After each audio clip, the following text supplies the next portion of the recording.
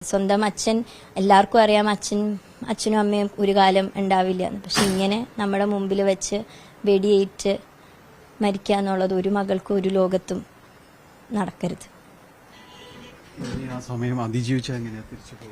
അതിജീവിച്ചത് എനിക്ക് തോന്നുന്നു അച്ഛൻ പഠിപ്പിച്ച പാഠങ്ങൾ തന്നെയാണ്.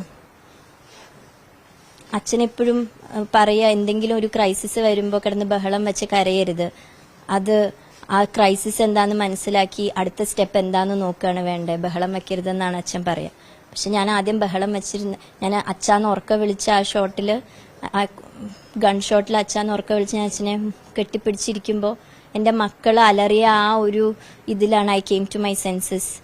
ഞാൻ അമ്മയാണല്ലോ, എനിക്ക് എൻ്റെ മക്കൾ പറഞ്ഞു ലെറ്റ്സ് മൂവ് അമ്മ, ലെറ്റ്സ് മൂവ് എന്ന് പറഞ്ഞപ്പം പിന്നെ ഞാനൊന്നും ഓർത്തില്ല. കാരണം അച്ഛൻ ഇഞ്ചേർഡ് ആണെങ്കിൽ ഞാൻ എന്തെങ്കിലും ചെയ്യാനൊക്കെ നോക്കിയെന്നെ, വല്ല ബ്ലീഡിങ് സ്റ്റോപ്പ് ചെയ്യാൻ സ്വെറ്റർ ഊരി എന്തെങ്കിലും വെച്ചിട്ട്